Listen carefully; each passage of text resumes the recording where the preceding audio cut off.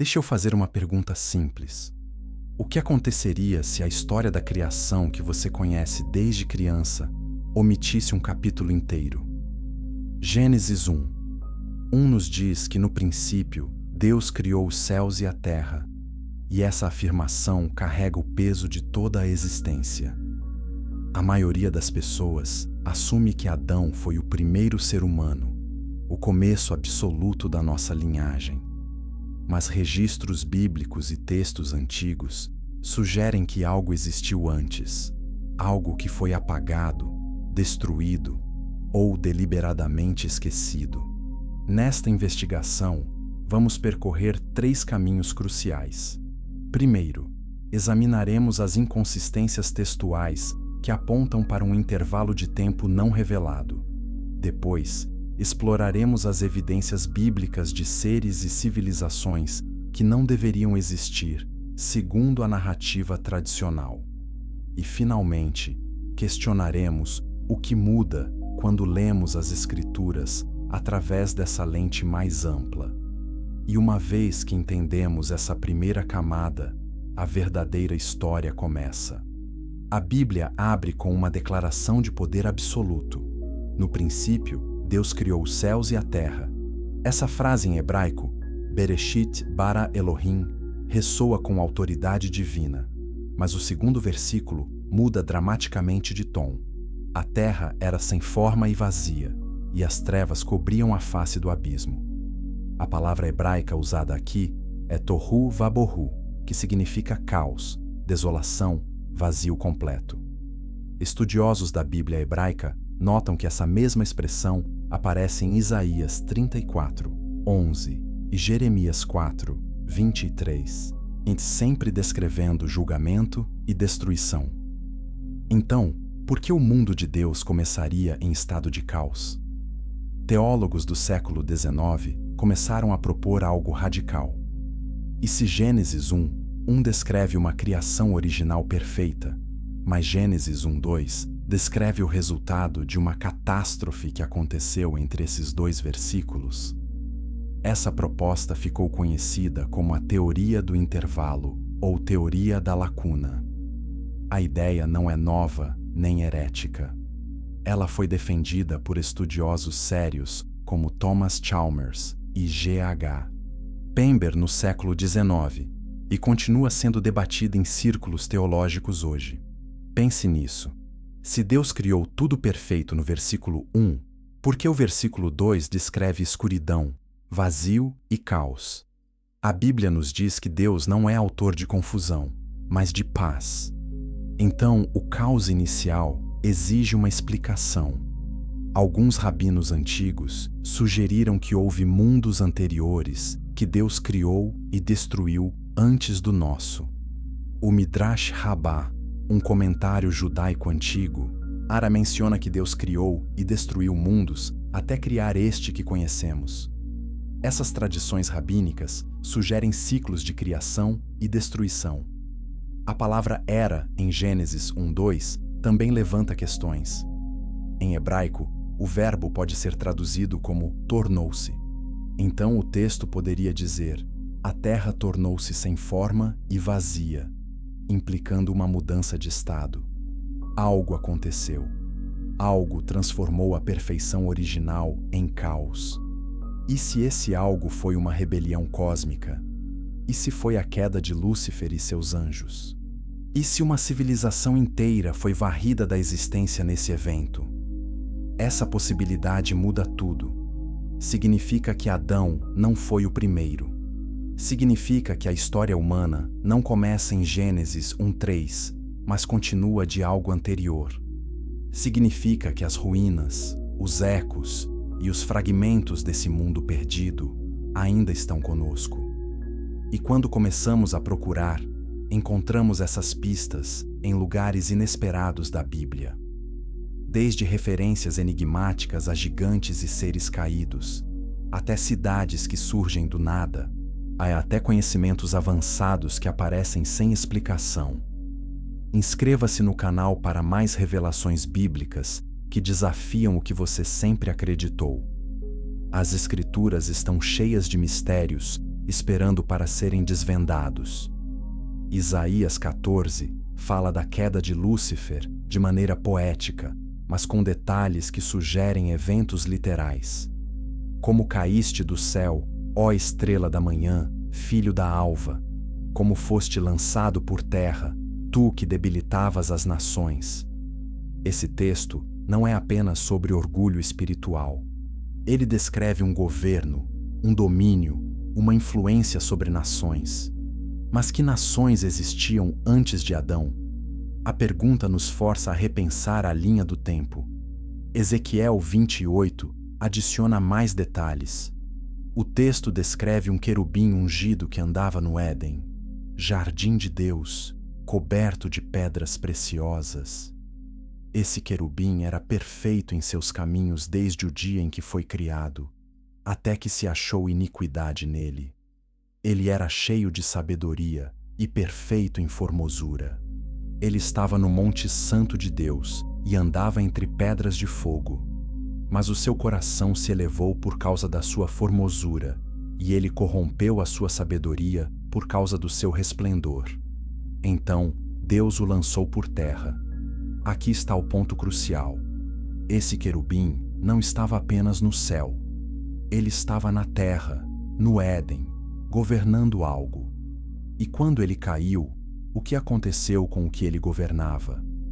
A lógica sugere destruição, julgamento, caos. Exatamente o que Gênesis 1:2 descreve. Estudiosos da teoria do intervalo argumentam que Lúcifer governou uma civilização pré-adâmica, seres inteligentes que não foram criados à imagem de Deus, mas que possuíam capacidade de organização, tecnologia e cultura. Quando essa civilização caiu com Lúcifer, Deus executou o julgamento, e a terra tornou-se sem forma e vazia. As trevas cobriram o abismo, e então Deus recomeçou. A luz foi separada das trevas, as águas foram divididas, a terra seca apareceu, e finalmente Adão foi criado. É não como o primeiro ser inteligente, mas como o primeiro humano à imagem de Deus, destinado a restaurar o que foi perdido. Essa interpretação responde muitas perguntas. Ela explica por que o mal já estava presente no Éden sob a forma da serpente. Ela explica por que Caim tinha medo de ser morto por outros quando não deveria haver ninguém além de sua família. Ela explica por que os Nefilim são chamados de os valentes que houve na antiguidade, os homens de renome, e como se fossem remanescentes de uma era anterior. Ela explica por que conhecimentos avançados como metalurgia, música e construção aparecem tão cedo na história humana sem período de desenvolvimento. Mas essa teoria também nos desafia. Se verdadeira, significa que a Bíblia não é um relato completo de tudo que já existiu. Ela é um relato do relacionamento de Deus com a humanidade criada à sua imagem. Ela omite deliberadamente o que não é essencial para a nossa redenção. E isso nos faz perguntar: o que mais está oculto nas entrelinhas? Que outros segredos estão esperando para serem descobertos por aqueles que ousam questionar e investigar? Comente abaixo se você já ouviu falar da teoria do intervalo. Vamos debater juntos o que as Escrituras realmente revelam. Capítulo 2. O mundo que esperava por Adão. Quando Adão abre os olhos pela primeira vez, ele encontra um mundo pronto. Rios já fluem através da terra. Árvores frutíferas já estão maduras. Animais já estão nomeados e organizados. Ouro, bedélio e pedra de ônix já existem em Havilá. Mas por que o mundo estava preparado? Por que Deus não criou Adão primeiro e depois construiu o ambiente ao redor dele? Essa ordem de criação sugere algo importante. O mundo não foi feito para Adão do zero. Ele foi restaurado para Adão. Gênesis 2, 10 a 14, descreve 4 rios que saíam do Éden. O Pison, que rodeava toda a terra de Havilá, onde há ouro. o Gion, que circundava toda a terra de Cuxi, o Tigre, onde que corre pelo oriente da Assíria, e o Eufrates. Esses não são apenas rios. Eles indicam geografia, regiões, nomes de lugares. Mas quem nomeou Havilá? Quem nomeou Cuxi e Assíria? Adão acabou de ser criado. Ele não teve tempo de explorar ou nomear territórios. Essas designações já existiam. Estudiosos bíblicos conservadores argumentam que Moisés, o autor tradicional de Gênesis, usou nomes contemporâneos para descrever locais antigos. Mas essa explicação não satisfaz completamente. Por que Moisés mencionaria ouro, bedélio e pedras preciosas se o foco fosse apenas estabelecer o cenário para Adão? A menção desses recursos sugere que alguém já os valorizava. Alguém já tinha economia, comércio ou pelo menos reconhecimento de valor material. A presença de metais preciosos desde o início levanta outra questão. Quando Tubal-Caim é mencionado em Gênesis 4:22 como mestre de todo artífice de bronze e de ferro, ele não está inventando metalurgia. Ele está aperfeiçoando algo que já era conhecido. A Bíblia não diz que ele descobriu como fundir metal. Ela diz que ele era mestre nisso. Isso implica uma tradição anterior, um conhecimento herdado. De onde veio esse conhecimento? Alguns teólogos argumentam que Deus deu conhecimento diretamente aos humanos. Mas a Bíblia geralmente mostra Deus ensinando através de processos, não através de download instantâneo de informação. Adão aprendeu a nomear animais observando-os. Noé aprendeu a construir a arca através de instruções detalhadas. Moisés recebeu leis escritas em tábuas. Deus trabalha com processos educacionais. Então, de onde veio o conhecimento técnico avançado que aparece tão cedo na humanidade? A teoria do intervalo oferece uma resposta. Se uma civilização pré-adâmica existiu, seus remanescentes tecnológicos, seus conhecimentos e suas estruturas poderiam ter sobrevivido ao cataclismo em alguma forma. Talvez como ruínas, talvez como artefatos enterrados, e talvez como conhecimento transmitido por seres espirituais caídos que testemunharam aquela era. Quando os filhos de Deus, em Gênesis 6, se relacionaram com as filhas dos homens, eles não apenas corromperam a linhagem humana, eles podem ter transmitido conhecimentos proibidos de uma era anterior. O livro de Enoque, um texto apócrifo citado em Judas 1,14, detalha exatamente isso. Enoque descreve como os anjos caídos ensinaram aos humanos metalurgia, cosméticos, astrologia, feitiçaria e fabricação de armas. Azazel ensinou os homens a fazerem espadas, facas, escudos e couraças. Senjaza ensinou encantamentos e corte de raízes. Armers ensinou a solução de encantamentos. Baraquel ensinou astrologia. Cocabel ensinou os sinais das constelações. Esses não são conhecimentos básicos de sobrevivência. São sabedorias avançadas, especializadas, técnicas. Se esses anjos caídos viveram na era pré-adâmica, eles teriam testemunhado e talvez participado de uma civilização avançada. Quando eles caíram e depois interagiram com a humanidade pós-Adão, eles trouxeram consigo memórias, técnicas e conhecimentos daquela era perdida. Isso explicaria a explosão repentina de tecnologia e cultura que vemos na linhagem de Caim. Jabal se tornou pai dos que habitam em tendas e têm gado. Jubal foi pai de todos os que tocam harpa e flauta. Tubal-Caim foi artífice de instrumentos de bronze e ferro. Esses desenvolvimentos não ocorreram ao longo de milênios. Eles aconteceram em poucas gerações. Essa velocidade de avanço cultural é suspeita. Civilizações normalmente levam séculos para desenvolver agricultura, metalurgia, música complexa e pecuária. Mas a linhagem de Caim alcançou tudo isso em menos de 10 gerações. A única explicação lógica é que eles não estavam descobrindo do zero. Eles estavam recuperando, redescobrindo ou sendo ensinados por fontes que já sabiam. Curta este vídeo se você está começando a ver as Escrituras com novos olhos. A verdade sempre esteve lá, esperando para ser descoberta. Então, quando Adão entra no Éden, ele não está entrando em um mundo virgem. Ele está entrando em um mundo que já tem história. Um mundo onde o mal já existe na forma da serpente. Um mundo onde pedras preciosas e metais já são valiosos. Um mundo onde o conhecimento já está presente, esperando para ser acessado. Adão não é o começo.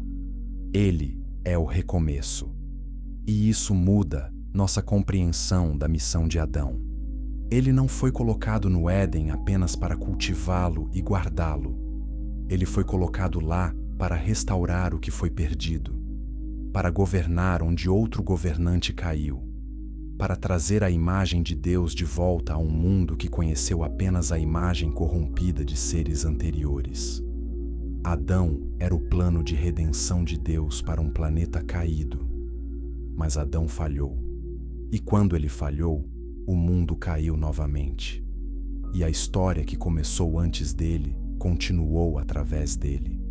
Os ecos da civilização pré-adâmica se misturaram com a história da humanidade.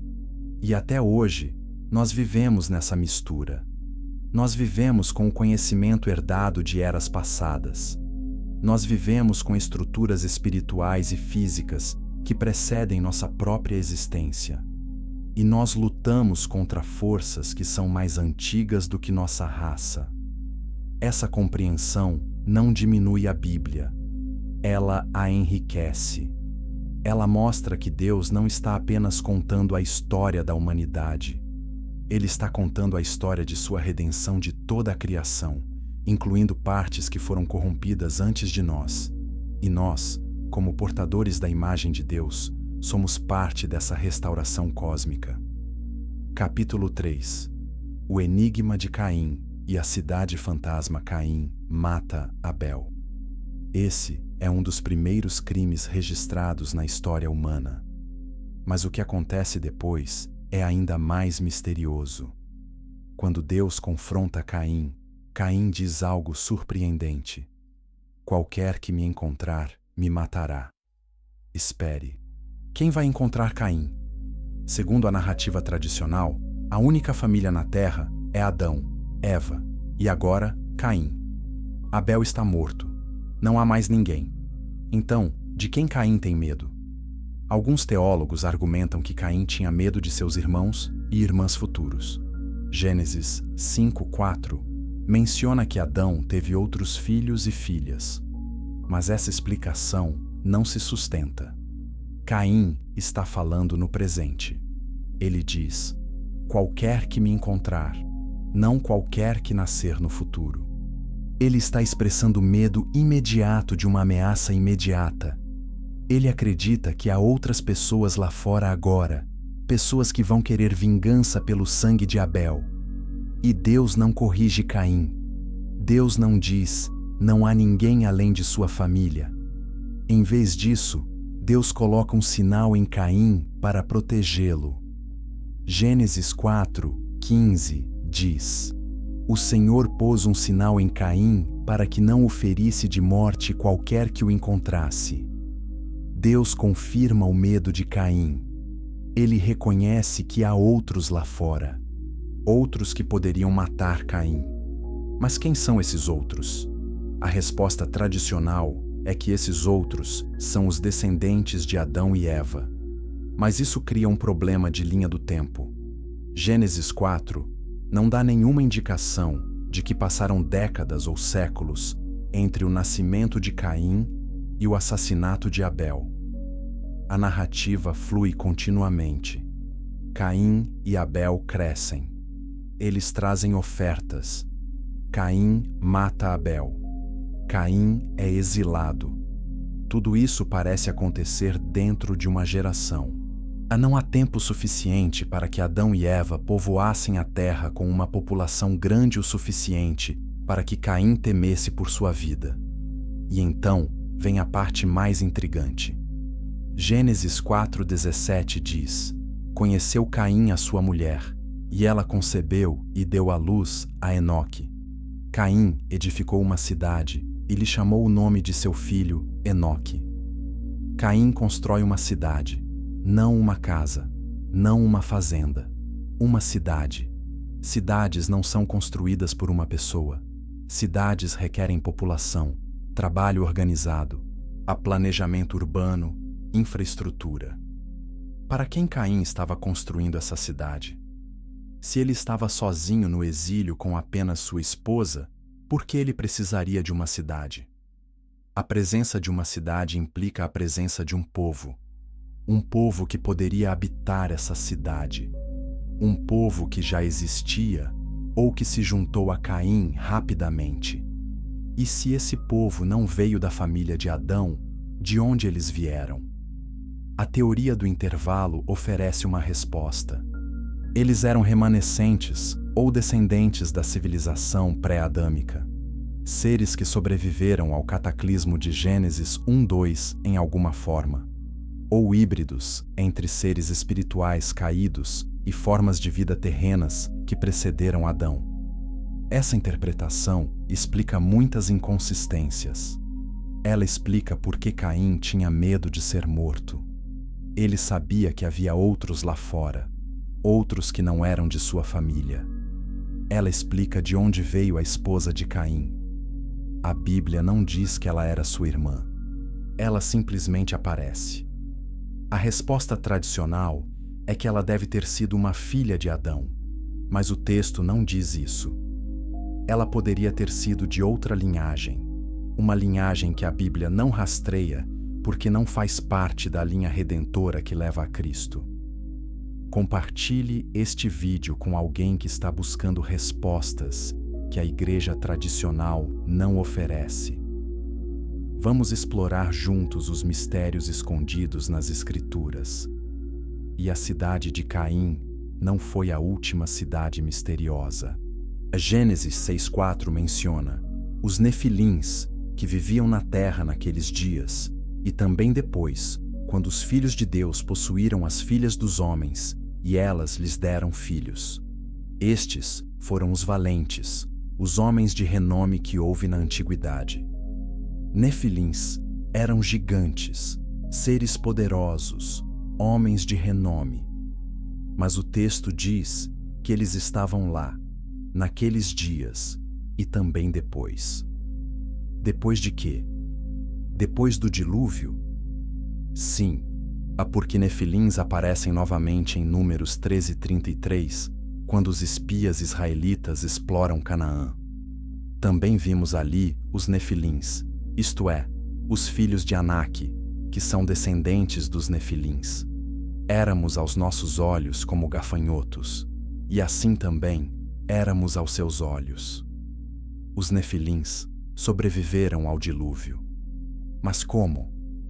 A única explicação é que a linhagem que os produziu continuou depois do dilúvio, ou que eles eram parte de uma genética que precedeu o dilúvio e ressurgiu depois. E aqui está a conexão com Caim. A cidade de Caim, construída fora do Éden, fora da proteção direta de Deus, tornou-se um centro de mistura. Um lugar onde a linhagem de Adão se misturou com outras presenças na terra. Um lugar onde o conhecimento proibido foi compartilhado. Um lugar onde a corrupção que levou ao dilúvio começou a se infiltrar na humanidade. Gênesis 6, 1-2, descreve o começo dessa corrupção. Quando os homens começaram a multiplicar-se sobre a terra e lhes nasceram filhas, vendo os filhos de Deus que as filhas dos homens eram formosas, tomaram para si mulheres de todas as que escolheram. Quem eram esses filhos de Deus?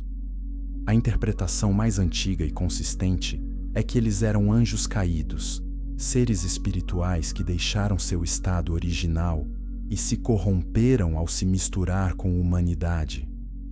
Mas alguns estudiosos argumentam que filhos de Deus se refere à linhagem piedosa de Sete. No entanto, essa interpretação tem problemas. E se filhos de Deus são apenas humanos piedosos, por que sua união com filhas dos homens produziria nefilins, gigantes, seres extraordinários? Casamentos entre humanos normais não produzem raças de gigantes. A presença dos nefilins indica que algo não natural aconteceu. Algo que misturou o espiritual com o físico de uma maneira não pretendida por Deus. E essa mistura não começou em Gênesis 6. Ela começou antes, talvez já na época de Caim. A cidade de Caim foi o primeiro experimento pós-Éden de civilização sem Deus. E como toda civilização sem Deus, ela rapidamente se corrompeu. Ela se tornou um lugar onde seres caídos podiam interagir livremente com humanos. Um lugar onde conhecimento proibido era compartilhado. Um lugar onde os ecos da civilização pré-adâmica ressurgiram e se misturaram com a nova humanidade. Essa corrupção eventualmente se espalhou por toda a terra. Gênesis 6:5 diz: Viu o Senhor que a maldade do homem se havia multiplicado na terra e que era continuamente mau todo o desígnio do seu coração. A palavra continuamente é forte.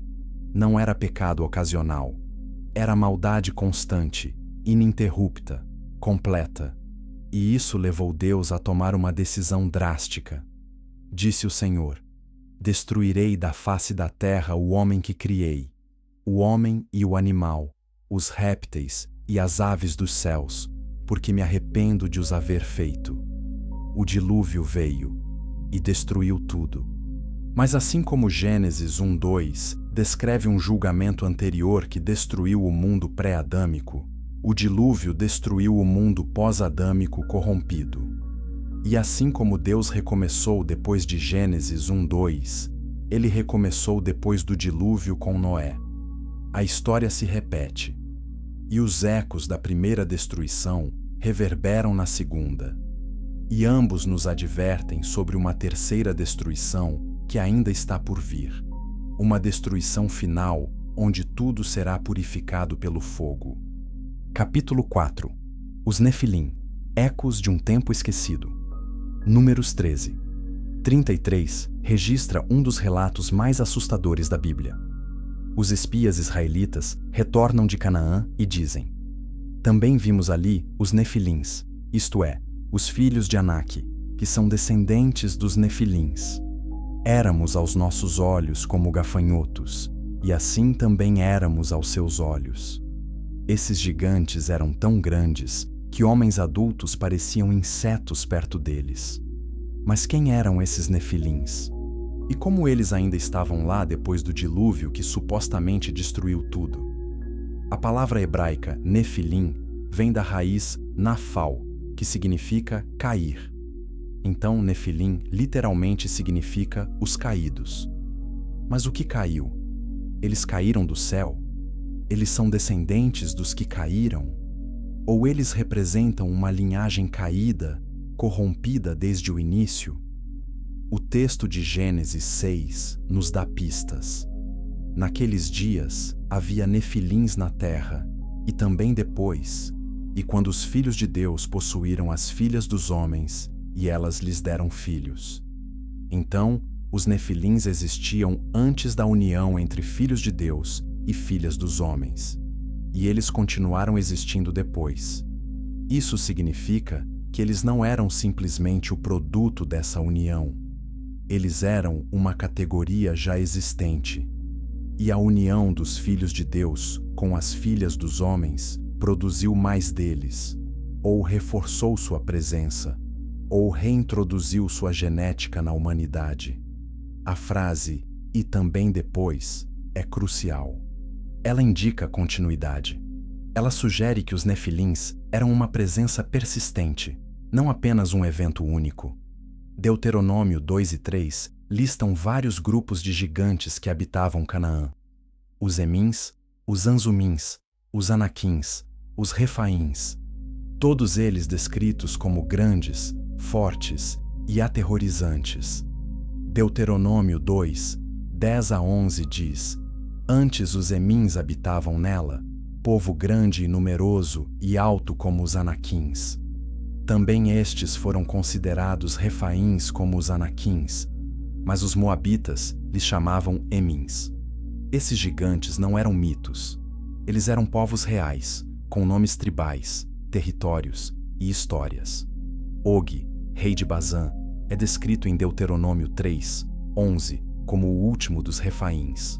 Sua cama era de ferro e media 9 côvados de comprimento e 4 de largura. 9 côvados são aproximadamente 4 metros. Mesmo que a cama fosse um pouco maior que o homem, Og provavelmente tinha mais de 3 metros de altura. Ele não era apenas um homem alto.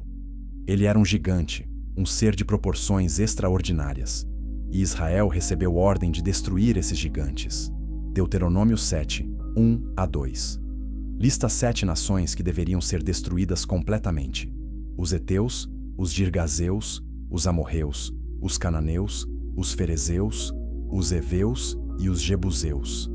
Deus disse: Quando o Senhor teu Deus as tiver dado diante de ti para as ferir, totalmente as destruirás.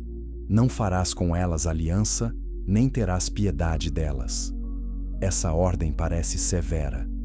Mas quando entendemos que essas nações eram habitadas ou influenciadas por nefilins, por seres corrompidos que carregavam genética proibida, a ordem faz sentido. Comente abaixo. Você acredita que gigantes realmente existiram? O debate está aberto e queremos ouvir sua opinião. Deus não estava sendo cruel. Ele estava protegendo a humanidade de uma corrupção que poderia destruir seu plano de redenção.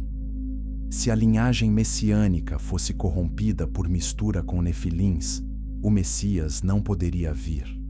Por isso, Deus ordenou a destruição completa dessas populações. Era uma cirurgia espiritual necessária para preservar a pureza genética e espiritual da linhagem que levaria a Jesus Cristo. Mas de onde vieram esses nefilins pós-dilúvio? Se o dilúvio destruiu tudo, exceto Noé e sua família, como os gigantes reapareceram? Há várias teorias. Uma é que um dos filhos de Noé, ou suas esposas, carregavam a genética nefilim de forma recessiva. Gênesis 6:9 diz que Noé era homem justo e íntegro entre os seus contemporâneos. Noé andava com Deus. A palavra hebraica para íntegro é tamim, que pode significar completo, perfeito, sem mancha. Alguns estudiosos argumentam que isso se refere não apenas à integridade moral de Noé, mas também à sua pureza genética. Noé era geneticamente puro, não corrompido pela mistura nefilim. Mas isso não significa que suas noras eram. A Bíblia não diz que as esposas dos filhos de Noé eram geneticamente puras. E se uma delas carregava genes nefilim? Esses genes poderiam ressurgir nas gerações posteriores, especialmente se reforçados por nova atividade de anjos caídos após o dilúvio. Essa teoria explicaria como os nefilins retornaram sem violar o relato do dilúvio, destruindo tudo. Outra teoria é que os filhos de Deus continuaram se misturando com humanos após o dilúvio. Segundo Pedro 2,4 diz: Deus não poupou os anjos que pecaram, mas os lançou no inferno, prendendo-os em abismos tenebrosos para serem reservados para o juízo. E Judas 1,6 diz: E aos anjos que não guardaram o seu estado original, mas abandonaram o seu próprio domicílio, ele tem guardado em prisões eternas, sob trevas, para o juízo do grande dia. Esses textos indicam que alguns anjos foram aprisionados por causa de um pecado específico relacionado a deixar seu estado original. A maioria dos estudiosos concorda que isso se refere aos anjos de Gênesis 6, que se relacionaram com mulheres humanas. Mas nem todos os anjos caídos foram aprisionados. Efésios 6:12 fala de principados e potestades que ainda atuam. Apocalipse 12 fala de 1/3 dos anjos que seguiram Satanás. Então, é possível que alguns anjos caídos continuaram livres e continuaram corrompendo a humanidade após o dilúvio. Essa atividade contínua explicaria a reaparição dos nefilins. Explicaria por que Deus ordenou a destruição de nações inteiras em Canaã. Explicaria por que Davi lutou contra gigantes como Golias. E explicaria por que o livro de Enoque, citado por Judas, dedica tanto espaço descrevendo os anjos caídos e sua influência sobre a terra. A batalha espiritual não terminou com o dilúvio. Ela continuou. E os nefilins eram parte dessa batalha. E aqui está a conexão com a civilização pré-adâmica. Se os nefilins representam uma corrupção genética e espiritual que começou antes do dilúvio, é possível que essa corrupção tenha raízes ainda mais antigas. É possível que ela remonte à era pré-adâmica, quando Lúcifer governava a Terra. Quando ele caiu, ele não caiu sozinho. 1/3 dos anjos caiu com ele.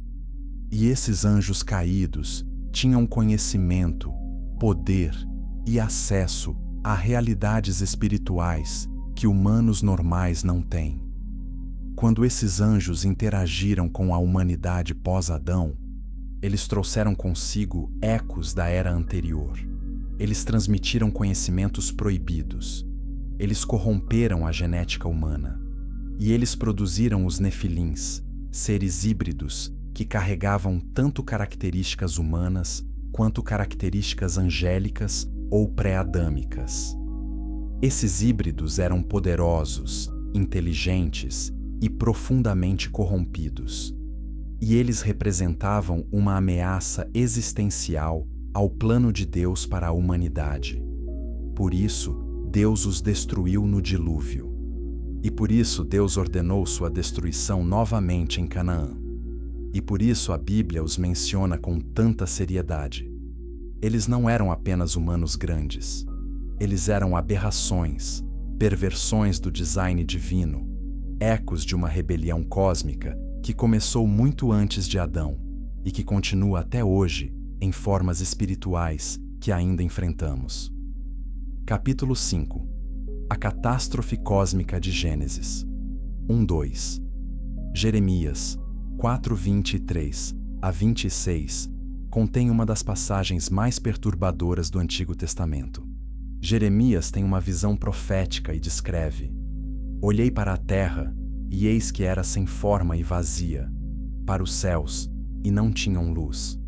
Olhei para os montes, e eis que estavam tremendo, e todos os outeiros estremeciam. Olhei, e eis que não havia homem nenhum, e todas as aves dos céus haviam fugido. Olhei ainda, e eis que a terra fértil era um deserto, e todas as suas cidades estavam derrubadas diante do Senhor, diante do furor da sua ira. Repare na linguagem: sem forma e vazia. Exatamente as mesmas palavras hebraicas usadas em Gênesis 1:2. Tohu va bohu. Mas aqui em Jeremias, o contexto é claro. Isso é julgamento. Isso é destruição por causa da ira de Deus. A terra fértil se torna deserto. As cidades são derrubadas. Os humanos desaparecem. Os céus não têm luz. Isso não é criação inicial. Isso é colapso catastrófico. Então por que Gênesis 1:2 usa exatamente a mesma expressão? A resposta lógica é que Gênesis 1:2 também descreve julgamento, a não criação original. Algo aconteceu entre Gênesis 1:1 e Gênesis 1:2. Algo transformou uma criação perfeita em caos. E esse algo foi tão severo que deixou a terra sem forma, vazia, escura e coberta de águas profundas. Isaías 45:18 adiciona outra peça ao quebra-cabeça. Porque assim diz o Senhor, que criou os céus, o Deus que formou a terra e a fez. Ele a estabeleceu, não a criou vazia, mas a formou para que fosse habitada. Eu sou o Senhor, e não há outro. Deus não criou a terra tohu, vazia, sem forma, caótica. Ele a criou para ser habitada. Ele a formou com propósito e ordem. Então, se Deus não criou a terra vazia, mas Gênesis 1:2 a descreve como vazia, algo aconteceu entre a criação original e o estado descrito em Gênesis 1:2. Esse algo foi uma catástrofe cósmica, uma rebelião que sacudiu o universo, uma queda que não envolveu apenas seres espirituais, mas também afetou o mundo físico que eles habitavam. Lúcifer, o querubim ungido descrito em Ezequiel 28, não era apenas um anjo comum. Ele era um governante, um administrador da criação de Deus na terra. Quando ele se rebelou, seu domínio caiu com ele. Inscreva-se para descobrir mais verdades que vão transformar sua compreensão das Escrituras. Estamos apenas começando a arranhar a superfície. Ezequiel 28, 16 a 17, descreve a queda de Lúcifer. Na multiplicação do teu comércio, se encheu o teu interior de violência e pecaste, pelo que te lançarei, profanado, e fora do monte de Deus, e te farei perecer, ó querubim da guarda, entre pedras afogueadas. Elevou-se o teu coração por causa da tua formosura, corrompeste a tua sabedoria por causa do teu resplendor. Por terra te lancei, diante dos reis te pus, para que te contemplem. A linguagem aqui é fascinante. Multiplicação do teu comércio. Isso sugere economia, estrutura social, civilização. Se encheu o teu interior de violência. Violência não acontece no vácuo. Ela acontece em contextos sociais. Por terra te lancei. Lúcifer foi literalmente lançado do céu para a terra, e quando ele caiu, a terra foi afetada. Isaías 14:12 descreve isso poeticamente. Como caíste do céu, ó estrela da manhã, filho da alva. Como foste lançado por terra, tu que debilitavas as nações. Novamente, nações. Que nações existiam para serem debilitadas antes de Adão? A única resposta que faz sentido é que havia uma civilização pré-adâmica que Lúcifer governava. E quando ele caiu, essa civilização caiu com ele. E Deus executou julgamento sobre ela. Um julgamento tão completo que deixou a terra sem forma e vazia, coberta de escuridão e águas profundas. Salmo 104, versículos 5 a 9, descreve outra inundação anterior ao dilúvio de Noé. Lançou os fundamentos da terra, para que ela não vacile em tempo algum. Tu a cobriste com o abismo, como com um vestido. As águas estavam sobre as montanhas. A tua repreensão fugiram. A voz do teu trovão se apressaram. Subiram as montanhas, desceram os vales, até ao lugar que lhes determinaste. Limite lhes puseste, que não ultrapassarão, para que não tornem mais a cobrir a terra. Essa descrição não se encaixa perfeitamente no dilúvio de Noé. O dilúvio de Noé foi temporário.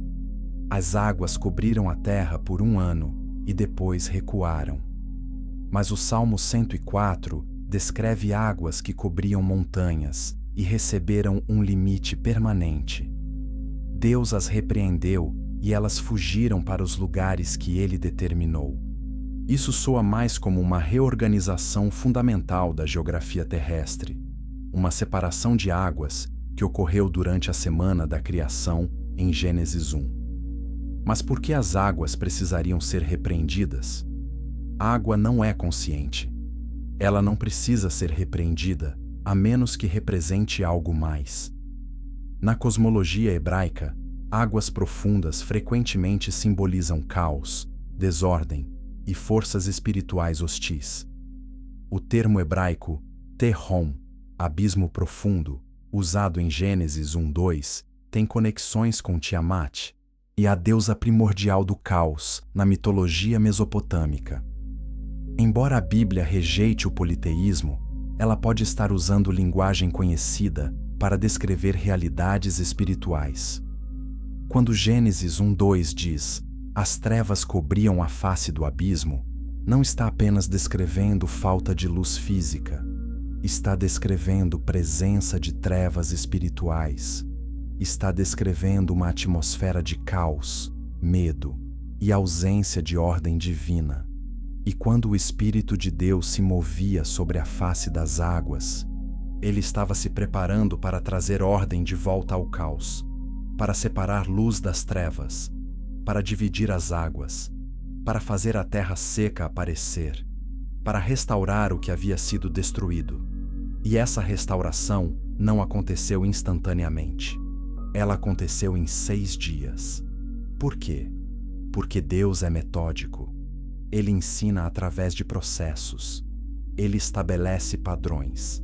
E o padrão de 6 dias de trabalho e 1 dia de descanso se tornaria fundamental para Israel e para a humanidade.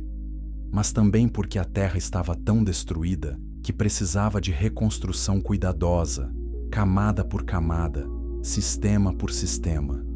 Dia 1. Luz separada das trevas. Não a criação do sol ainda, mas a restauração da luz primordial, a luz de Deus que havia sido obscurecida pelas trevas do julgamento. Dia 2. Águas separadas por um firmamento. As águas que cobriam tudo foram divididas, criando atmosfera e espaço para a vida. Dia 3. Terra seca aparece e vegetação brota. O planeta toma forma habitável novamente. Dia 4. Sol, lua e estrelas são revelados. Talvez eles sempre estiveram lá, mas obscurecidos pelas águas e trevas. Agora, eles se tornam visíveis e funcionais. Dia 5. Vida aquática e aves são criadas. Dia 6. Animais terrestres e, finalmente, Adão são criados. Essa sequência faz sentido se for restauração, mas levanta questões se for criação original. Por que Deus criaria a luz antes do sol? Por que ele separaria águas em vez de simplesmente colocá-las nos oceanos desde o início? Por que a terra precisaria aparecer se nunca esteve escondida? A teoria do intervalo responde essas perguntas. Deus estava restaurando, não criando do nada. Ele estava trazendo ordem de volta ao caos, causado pelo julgamento da rebelião de Lúcifer. E quando Adão foi criado, ele entrou em um mundo restaurado, mas com cicatrizes. Um mundo que carregava memórias de destruição. Um mundo onde o mal já estava presente na forma da serpente. Um mundo onde resíduos espirituais da civilização pré-adâmica ainda ecoavam. E esses ecos moldaram a história que se seguiu, levando eventualmente ao dilúvio, a outra catástrofe que espelhou a primeira. Capítulo 6. Lúcifer e o Reino Caído. O nome Lúcifer significa portador de luz ou estrela da manhã. Isaías 14:12 o chama de Helel ben Shachar, em hebraico, literalmente, brilhante filho da alvorada. Esse não é um nome de demônio, é um título de glória, beleza e posição. Lúcifer não foi criado como uma criatura do mal. Ele foi criado como o querubim mais glorioso, o ser angélico mais próximo do trono de Deus, coberto de sabedoria e perfeição. Ezequiel 28:12-15 descreve sua condição original. Assim diz o Senhor Deus: Tu eras o sinete da perfeição, cheio de sabedoria e formosura. Estavas no Éden, jardim de Deus. De todas as pedras preciosas te cobrias: a cornalina, o topázio, o diamante, a berilo, o ônix, o jaspe, a safira, o carbúnculo e a esmeralda. De ouro se te fizeram os engastes e os ornamentos. No dia em que foste criado, foram eles preparados. Tu eras querubim da guarda ungido e te estabeleci. Permanecias no monte santo de Deus, no brilho das pedras andavas. Perfeito eras nos teus caminhos, desde o dia em que foste criado, até que se achou iniquidade em ti. Repare nos detalhes. Lúcifer estava no Éden. Ele era coberto de pedras preciosas. Ele era o querubim ungido. Ele estava no monte santo de Deus. Ele andava entre pedras de fogo. E ele era perfeito até que a iniquidade foi encontrada nele. Essa descrição não é de um demônio no inferno. É de um príncipe no paraíso. É de um governante estabelecido por Deus para administrar parte da criação. E aqui está a pergunta crítica. O que exatamente Lúcifer governava? A resposta tradicional é que ele liderava a adoração no céu. Mas o texto diz que ele estava na terra, no Éden, no jardim de Deus. Então, ele tinha domínio terrestre, não apenas celestial. E se esse domínio incluía uma civilização pré-adâmica, que ele governava em nome de Deus? Essa interpretação faz sentido de várias referências bíblicas. Isaías 14, 16 a 17, diz sobre Lúcifer: Os que te virem te contemplarão, considerar-te-ão e dirão: É este o homem que fazia tremer a terra, que abalava os reinos, que fazia do mundo um deserto e derribava as suas cidades, e que não abria a casa dos seus cativos. Aqui está novamente: reinos, cidades, cativos. Essas são estruturas de civilização. E Lúcifer era responsável por derrubar cidades e manter cativos. Curta se você está começando a conectar os pontos. A história que a Bíblia conta é muito maior do que imaginávamos. Quando Lúcifer se rebelou, ele não se rebelou sozinho. Apocalipse 12:4 diz que a sua cauda arrastava a terça parte das estrelas do céu, as quais lançou para a terra. E se estrelas simbolizam anjos, 1/3 dos anjos caiu com Lúcifer. Essa não foi uma rebelião pequena. Foi uma insurreição cósmica que dividiu o exército celestial. E quando esses anjos caíram, eles caíram para a terra. E o que eles governavam na terra caiu com eles. A civilização pré-adâmica, se existiu, foi arrastada para a rebelião. Talvez não por escolha própria, mas porque seus governantes espirituais se rebelaram. E Deus, em sua justiça, e não poderia permitir que uma criação rebelde continuasse existindo. Então, ele executou o julgamento. Um julgamento tão abrangente que deixou a terra sem forma e vazia. Um julgamento que destruiu cidades, acabou com nações e cobriu o planeta com águas do abismo. Mas Lúcifer não foi aniquilado. Ele foi julgado e rebaixado, mas não destruído. Por quê? Porque Deus tinha um plano maior. Um plano que incluía permitir que o mal continuasse existindo temporariamente para que o livre-arbítrio pudesse ser testado. Um plano que usaria até mesmo a rebelião de Lúcifer para demonstrar a glória da redenção divina. Um plano que culminaria em Cristo, esmagando a cabeça da serpente, derrotando Satanás publicamente e restaurando tudo que foi perdido. Jesus mesmo confirmou a queda de Lúcifer. Lucas 10, 18, registra suas palavras: Eu via Satanás caindo do céu como um relâmpago. Essa não foi uma visão do futuro. Foi uma memória do passado. Jesus, sendo eterno, testemunhou a queda de Lúcifer. Ele viu o momento em que o portador de luz se tornou o príncipe das trevas. Ele viu quando o querubim ungido se tornou o acusador dos irmãos. Ele viu quando a rebelião cósmica começou. E essa rebelião continuou através da história humana. Quando a serpente apareceu no Éden para tentar Eva, não foi a primeira vez que Satanás tentou corromper a criação de Deus. Foi apenas sua primeira tentativa com a nova humanidade criada à imagem de Deus. Ele já havia corrompido antes. Ele já havia levado uma civilização inteira à destruição. E agora, ele estava tentando fazer o mesmo com Adão e Eva. E ele teve sucesso parcial. Adão e Eva caíram. O pecado entrou no mundo. A morte se tornou realidade. E a terra foi amaldiçoada novamente. Não destruída como em Gênesis 1:2, mas amaldiçoada com espinhos, cardos, dor e trabalho árduo. E Satanás ganhou o título de o Deus deste século e o príncipe da potestade do ar. Ele recuperou um tipo de domínio sobre a terra, não por direito, mas por conquista através do engano. Mas esse domínio é temporário. Apocalipse 20 profetiza o fim de Satanás. Ele será amarrado por 1000 anos, depois solto brevemente e finalmente lançado no lago de fogo para sempre. E então a terra será renovada. Um novo céu e uma nova terra surgirão, e o ciclo de rebelião e destruição finalmente terminará. E a criação será restaurada ao seu propósito original: glorificar a Deus e ser habitada por seres que o amam livremente.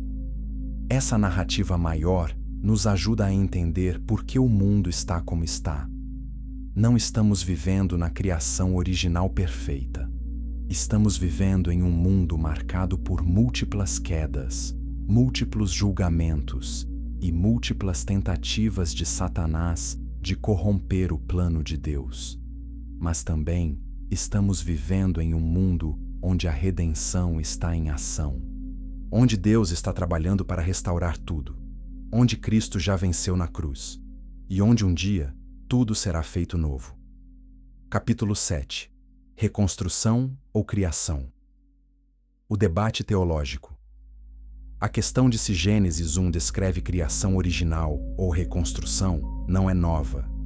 Ela tem sido debatida por séculos entre estudiosos bíblicos, e ambos os lados têm argumentos sérios. Vamos examinar o debate honestamente, porque a verdade não teme investigação. A verdade se torna mais clara quando testada. Teólogos que defendem criação original argumentam que Gênesis 1:1 é uma declaração resumida de tudo que segue. É como um título. No princípio, Deus criou os céus e a terra. Resume toda a semana da criação, que será detalhada nos versículos seguintes. Nessa visão, Gênesis 1:2 não descreve um estado pós-julgamento, mas o estado inicial da matéria antes de Deus formar e organizar tudo. A terra começou sem forma e vazia, e Deus progressivamente trouxe ordem, estrutura e vida. Essa interpretação tem mérito. Ela é mais simples e direta. Ela não requer postular eras inteiras que não são explicitamente mencionadas no texto. Ela mantém Adão como o primeiro ser humano absolutamente, sem ambiguidade. E ela preserva a criação em 6 dias literais como o evento inaugural da história, sem complicar com eventos pré-adâmicos. Mas essa interpretação enfrenta desafios. Como explicar que Deus, que é perfeito em todos os seus caminhos, criaria algo inicialmente sem forma e vazio? Isaías 45:18 declara explicitamente que Deus não criou a terra vazia. Então, se ela estava vazia em Gênesis 1:2, algo aconteceu para torná-la assim. Como explicar a presença imediata do mal no Éden? Se tudo foi criado bom, de onde veio a serpente? Por que Satanás já estava caído antes de tentar Eva? Como explicar as inconsistências populacionais no relato de Caim? De onde vieram as pessoas que Caim temia e a população para sua cidade? Compartilhe este vídeo com alguém que gosta de explorar as Escrituras profundamente. Vamos espalhar conhecimento que a maioria nunca ouviu. Teólogos que defendem a teoria do intervalo argumentam que Gênesis 1:1 descreve criação original perfeita. No princípio, Deus criou os céus e a terra. É uma afirmação completa. A criação original era boa, ordenada e habitada. Mas então veio a rebelião de Lúcifer. E Gênesis 1:2 descreve o resultado do julgamento dessa rebelião. E a terra tornou-se sem forma e vazia. A palavra hebraica hayá pode significar era ou tornou-se, e contexto determina qual tradução é apropriada. Nesse contexto, tornou-se faz mais sentido. Essa interpretação resolve muitos problemas.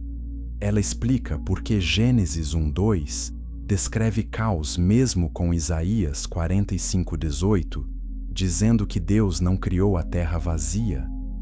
Ela explica a presença do mal antes de Adão pecar. Ela explica as populações misteriosas em torno de Caim. Ela explica os Nefilim como sendo parte de uma linhagem antiga que remonta à era pré-adâmica. Ela explica por que conhecimento avançado apareceu tão rapidamente após Adão. E ela dá sentido às referências em Isaías e Ezequiel sobre Lúcifer governando nações e cidades que não deveriam existir se Adão foi o primeiro. Mas essa interpretação também tem desafios. O texto de Gênesis não menciona explicitamente uma era pré-adâmica. Não há declaração clara de houve uma civilização antes de Adão. Tudo é inferência baseada em pistas textuais, inconsistências aparentes e passagens em outros livros da Bíblia. Então, requer mais suposição e interpretação do que a leitura direta e simples. Então, qual interpretação está correta?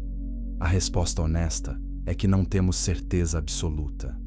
A Bíblia não foi escrita para responder todas as nossas perguntas curiosas sobre cosmologia e pré-história. Ela foi escrita para revelar o plano de redenção de Deus através de Jesus Cristo. Então, ela foca no que é essencial para a nossa salvação e relacionamento com Deus. Detalhes sobre civilizações pré-adâmicas, se existiram, não são essenciais para a nossa redenção. Por isso podem ser omitidos ou apenas insinuados. Mas isso não significa que essas questões não importam. Elas importam porque nos ajudam a entender o caráter de Deus, a natureza do mal e a extensão da rebelião cósmica que enfrentamos. Elas importam porque nos dão contexto para entender por que o mundo está tão quebrado. Elas importam porque nos mostram que a batalha espiritual que travamos é antiga, é profunda e é cósmica em escala. E elas importam porque nos lembram de sermos humildes. Nós não sabemos tudo. A Bíblia não revela tudo. Há mistérios que não serão resolvidos completamente até estarmos na presença de Deus. E isso é bom. Isso nos mantém humildes, curiosos e dependentes de Deus para a revelação contínua. Isso nos impede de transformar teologia em dogma inflexível que não pode ser questionado ou refinado. Então, enquanto exploramos a teoria do intervalo, devemos mantê-la com mão aberta. Ela é uma possibilidade fascinante. Ela resolve muitas inconsistências aparentes. Ela oferece um framework para entender textos difíceis. Mas ela não é doutrina essencial. Você pode ser salvo sem acreditar nela. Você pode ser um cristão fiel sem nunca ter ouvido falar dela. Mas se você ouviu e considerou, a sua compreensão da Bíblia será mais rica, mais profunda e mais matizada. E essa é a beleza das Escrituras. Elas recompensam o estudo profundo. Elas revelam camadas de significado para aqueles que se dedicam a investigá-las. Elas conectam textos de Gênesis a Apocalipse de maneiras surpreendentes. E elas constantemente nos desafiam a pensar mais profundamente, questionar nossas suposições e buscar verdade com humildade e integridade. Capítulo 8. Os Refaim, espíritos errantes de uma era perdida. Isaías 26, 14, contém uma afirmação estranha. Eles estão mortos, não tornarão a viver. Falecidos, não ressuscitarão. Por isso os visitaste e destruíste e apagaste toda a sua memória. A palavra traduzida como falecidos aqui é Refaim em hebraico. E essa palavra aparece em contextos diferentes na Bíblia, às vezes referindo-se a gigantes, outras vezes a espíritos dos mortos, e ainda outras a uma raça antiga que habitou Canaã.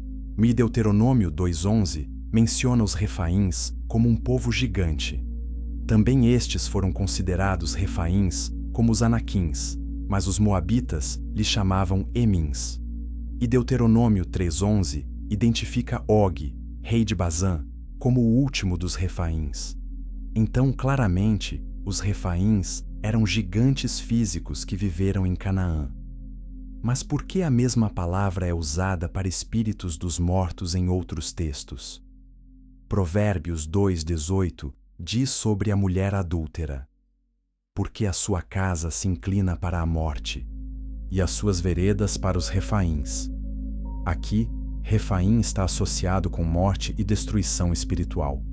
Provérbios 9:18 diz: mas não sabem que ali estão os mortos, que os seus convidados estão nas profundezas do inferno. A palavra mortos aqui é novamente Refaim. E Jó 26:5 diz: os Refaíns tremem debaixo das águas com os seus moradores. Então, os Refaim são tanto uma raça física de gigantes, quanto espíritos associados com morte e com o mundo subterrâneo. Como isso faz sentido? A teoria do intervalo oferece uma explicação. Os Refaim físicos eram descendentes ou remanescentes da civilização pré-adâmica. Quando essa civilização foi destruída no julgamento de Gênesis 1:2, seus habitantes morreram. Mas como eles não eram criados à imagem de Deus, eles não foram para onde espíritos humanos vão. Eles se tornaram espíritos errantes, presos entre céu e terra, incapazes de descansar. Esses espíritos Refaim persistiram através das eras. E quando a era pós-adâmica começou, eles procuraram maneiras de se manifestar novamente. Uma maneira era através da união entre anjos caídos e mulheres humanas, produzindo Nefilim que carregavam características dos Refaim antigos. Outra maneira era através de possessão ou influência sobre humanos. E ainda outra era através de perpetuação de conhecimentos, religiões e práticas da era anterior. Comente sua interpretação. Você acha que espíritos de uma era anterior podem influenciar o presente? Queremos ouvir suas reflexões. Essa interpretação explicaria por que textos bíblicos associam os Refaim tanto com gigantes físicos quanto com espíritos dos mortos. As duas manifestações estão conectadas. Os Refaim espirituais buscam reencarnação ou manifestação física através de linhagens híbridas, como os Nefilim. E os Nefilim físicos, quando morrem, se juntam aos Refaim espirituais no reino dos mortos, perpetuando o ciclo. Jesus confrontou muitos espíritos durante seu ministério terreno.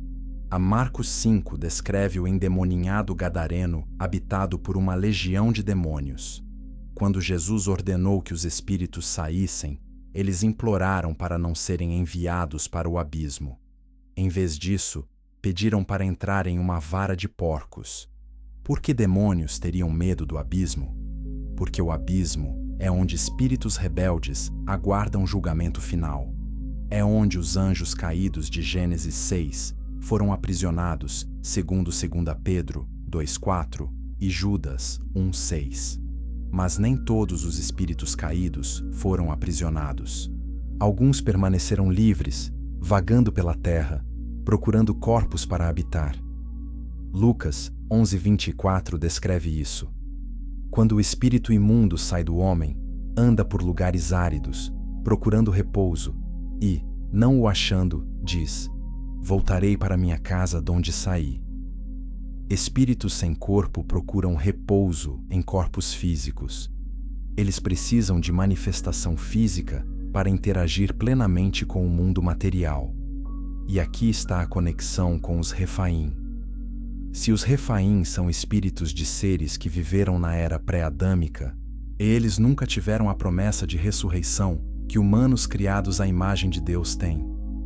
Eles estão presos em existência espiritual sem corpo, sem esperança de redenção, sem possibilidade de reconciliação com Deus. Isaías 26:14 confirma isso. Eles não ressuscitarão. Sua memória foi apagada. Seu destino é destruição final. Essa realidade é aterrorizante. Significa que há seres espirituais ao nosso redor que são antigos, poderosos e sem esperança. Eles não podem ser salvos. Eles não podem ser redimidos. Seu destino é o lago de fogo. E enquanto aguardam esse destino, eles trabalham para corromper, destruir e arrastar humanos para a mesma condenação que eles enfrentam. Eles odeiam humanos porque humanos são criados à imagem de Deus e têm possibilidade de redenção que eles não têm. Efésios 6:12 nos lembra: porque a nossa luta não é contra carne e sangue, e sim contra os principados e potestades, contra os dominadores deste mundo tenebroso, ou contra as forças espirituais do mal nas regiões celestes. Nossa batalha é espiritual, e nossos inimigos são antigos, organizados e implacáveis. Eles têm conhecimento de milênios. Eles testemunharam a queda de civilizações. Eles sabem estratégias de engano e destruição que foram aperfeiçoadas através de eras. Mas nós não estamos desamparados. Cristo derrotou esses poderes na cruz. Colossenses 2,15 declara: e despojando os principados e as potestades, publicamente os expôs ao desprezo, e sobre eles triunfou na cruz. Jesus os desarmou. Ele quebrou seu poder legal sobre humanos. Ele abriu caminho para a nossa libertação. E quando invocamos seu nome, quando aplicamos seu sangue, quando nos apropriamos de sua vitória, esses poderes antigos têm que recuar. A batalha é real. Os Refaim são reais. Os espíritos errantes de uma era perdida ainda influenciam nosso mundo. Mas a vitória também é real. E ela é nossa em Cristo. Então, não precisamos temer. Precisamos estar alertas, informados e equipados. Precisamos entender a natureza do inimigo.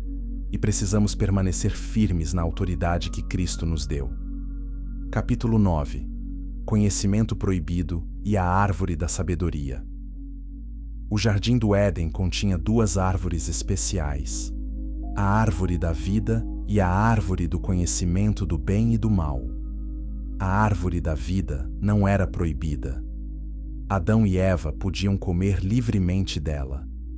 Mas a árvore do conhecimento era diferente. Gênesis 2:17 registra o mandamento de Deus: mas da árvore do conhecimento do bem e do mal não comerás, porque no dia em que dela comeres, certamente morrerás. Por que essa árvore era proibida? Não porque conhecimento é ruim. Deus não é contra conhecimento. Ele criou humanos com capacidade de aprender, raciocinar e crescer em entendimento. O problema não era o conhecimento em si, mas a fonte do conhecimento. Comer da árvore representava buscar sabedoria independentemente de Deus. Representava decidir por si mesmo o que é bem e mal, em vez de aceitar a definição de Deus. Representava autonomia moral, rejeição de autoridade divina. Mas havia outro elemento. E se a árvore do conhecimento do bem e do mal estava conectada ao conhecimento da era pré-adâmica? E se ela dava acesso a sabedorias que não eram apropriadas para humanos recém-criados? E se ela abria portais espirituais para realidades que Adão e Eva não estavam equipados para lidar? Essa interpretação adiciona profundidade ao mandamento de Deus. Ele não estava sendo arbitrário. Ele estava protegendo seus filhos de conhecimentos perigosos. A serpente sabia disso. Gênesis 3:1 a descreve como o mais astuto de todos os animais selvagens que o Senhor Deus tinha feito. Astúcia implica inteligência, estratégia, manipulação. E a serpente usou essa astúcia para distorcer a verdade. Ela disse a Eva: "É certo que não morrereis, porque Deus sabe que no dia em que dele comerdes, se vos abrirão os olhos e sereis como Deus, conhecendo o bem e o mal." A serpente estava parcialmente certa. Comer da árvore abriu os olhos de Adão e Eva. Eles ganharam conhecimento. Mas o que eles ganharam foi consciência de sua nudez, vergonha, medo e separação de Deus. Eles ganharam conhecimento experiencial do mal, algo que Deus nunca quis que eles tivessem. E esse conhecimento os corrompeu. Não os fez melhores. Não os fez como Deus. Os fez caídos. Inscreva-se para mais investigações bíblicas que revelam camadas ocultas da verdade. Estamos desenterrando conhecimento que foi esquecido por gerações. Mas de onde a serpente tinha esse conhecimento? Como ela sabia o que a árvore faria? A resposta é que a serpente, que era Satanás disfarçado, tinha testemunhado a queda anterior. Ele havia visto o que aconteceu quando a civilização pré-adâmica buscou conhecimento proibido. Ele sabia os padrões de corrupção. E ele estava repetindo a estratégia que havia funcionado antes. Ele estava oferecendo conhecimento que parecia atraente, mas que levava à morte. O livro de Enoque descreve em detalhes o conhecimento proibido que anjos caídos ensinaram aos humanos. Capítulo 8. Lista. Azazel ensinou homens a fazer espadas, facas, escudos, couraças e todas as armas de guerra. Ele também ensinou sobre metais da terra e como trabalhá-los. Senjasa ensinou encantamentos e corte de raízes para a magia. Armers ensinou como quebrar encantamentos. Baraquel ensinou astrologia. Cocabel ensinou os sinais das constelações. Ezequiel ensinou o conhecimento das nuvens. Araquiel ensinou os sinais da terra. Shamsiel ensinou os sinais do sol. Sariel ensinou os cursos da lua. Esses conhecimentos não são neutros. Eles são apresentados como corrupções, como sabedorias que não deviam ser compartilhadas com humanos. Por quê? Porque eles dão poder sem dar caráter. Eles oferecem capacidade de manipular sem oferecer sabedoria de quando não manipular. Eles abrem portas espirituais sem oferecer proteção contra o que entra por essas portas. E aqui está a conexão com a era pré-adâmica. Se esses anjos caídos viveram e governaram durante aquela era, eles teriam acumulado conhecimentos avançados. Conhecimentos de metalurgia, astronomia, agricultura, medicina, música, arquitetura e até manipulação espiritual. Quando eles caíram e depois interagiram com a humanidade pós-Adão, eles transmitiram esses conhecimentos. E essa transmissão corrompeu a humanidade, levando à violência e imoralidade que resultou no dilúvio. Então, a árvore do conhecimento no Éden pode ter sido um ponto de acesso simbólico ou literal a essas sabedorias antigas. Comer dela significava escolher buscar conhecimento à parte de Deus. Conhecimento que vinha de fontes corrompidas, ou conhecimento que abriria a humanidade para influências espirituais que eram antigas, poderosas e malignas. Deus proibiu a árvore não por ciúme ou controle, mas por amor e proteção. Ele sabia para onde esse caminho levava. Ele havia julgado uma civilização inteira por seguir esse caminho antes. Hoje, enfrentamos a mesma tentação. Conhecimento está mais acessível do que nunca. Tecnologia avança rapidamente. Ciência desvenda segredos do universo. Mas nem todo conhecimento é benéfico. Nem toda descoberta deve ser aplicada. Há linhas que não devem ser cruzadas. Há sabedorias que são proibidas por boas razões. E quando ignoramos essas fronteiras, repetimos os erros de Adão, de Caim, da geração pré-dilúvio e possivelmente da civilização pré-adâmica. A pergunta não é: podemos fazer isso? Mas devemos fazer isso? A pergunta não é: o que podemos descobrir? Mas o que devemos aplicar? A pergunta não é: como ganhamos conhecimento? Mas de quem recebemos sabedoria? E se buscamos sabedoria à parte de Deus, acabaremos como aqueles que vieram antes de nós, conhecedores, poderosos, avançados e condenados. Capítulo 10. Profecias que não se encaixam no tempo. Daniel 2 descreve o sonho de Nabucodonosor sobre uma estátua com cabeça de ouro, peito de prata, ventre de bronze, pernas de ferro e pés de ferro misturado com barro. Essa estátua representa reinos sucessivos que governariam o mundo. Tradicionalmente, são identificados como Babilônia, Medo-Pérsia, Grécia e Roma. Mas a profecia termina com uma declaração intrigante. Versículo 44. Mas nos dias destes reis, o Deus do céu suscitará um reino que não será jamais destruído. Este reino não passará a outro povo. Esmiuçará e consumirá todos estes reinos. Mas ele mesmo subsistirá para sempre. O reino de Deus viria durante o Império Romano e veio através de Jesus Cristo. Mas a profecia também menciona a pedra que esmigalhou a estátua e se tornou uma grande montanha que encheu toda a terra. Essa parte ainda não se cumpriu completamente. O reino de Deus está presente espiritualmente, mas ainda não domina fisicamente toda a terra. Então a profecia tem elementos já cumpridos e elementos ainda futuros. Ela se estende através de milênios.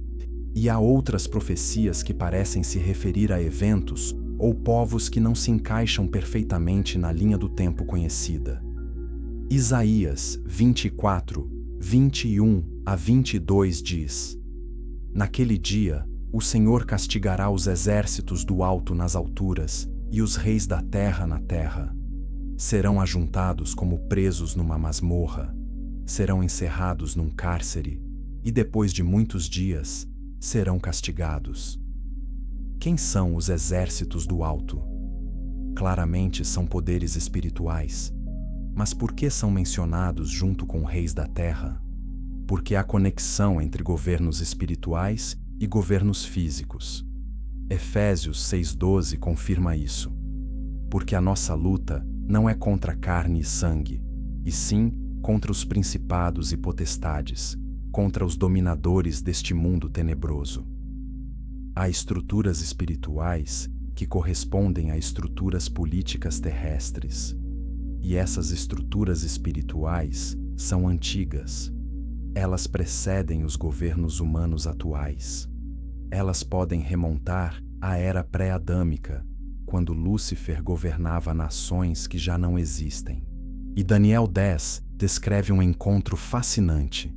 Daniel está orando e um anjo aparece. O anjo diz: Desde o primeiro dia em que aplicaste o coração a compreender e a humilhar-te perante o teu Deus, foram ouvidas as tuas palavras, e por causa das tuas palavras eu vim. Mas o príncipe do reino da Pérsia me resistiu por 21 dias.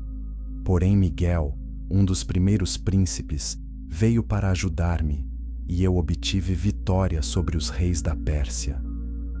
Aqui está a revelação profunda. Há um príncipe do reino da Pérsia que é espiritual, não físico. Ele é poderoso o suficiente para resistir a um anjo de Deus por 3 semanas, e requereu a intervenção de Miguel, um arcanjo, para derrotá-lo. Esse príncipe não é um humano, é um poder espiritual que governa sobre a Pérsia no reino invisível. E se há um príncipe sobre a Pérsia, provavelmente há príncipes sobre todas as nações. Curta este vídeo se você está vendo conexões que nunca percebeu antes. A Bíblia contém camadas de revelação, esperando para serem descobertas. Esses príncipes espirituais são antigos. Eles existem há milênios. Eles sobrevivem à queda de impérios humanos e continuam operando através de novos reinos. E suas estratégias são refinadas ao longo de eras. Eles conhecem história porque a viveram. Eles conhecem padrões de como civilizações caem porque orquestraram muitas dessas quedas. E se eles existiam na era pré-adâmica, eles trazem conhecimento e experiência de civilizações que precederam a nossa. Apocalipse 17 descreve a besta que era, não é, e está para subir do abismo.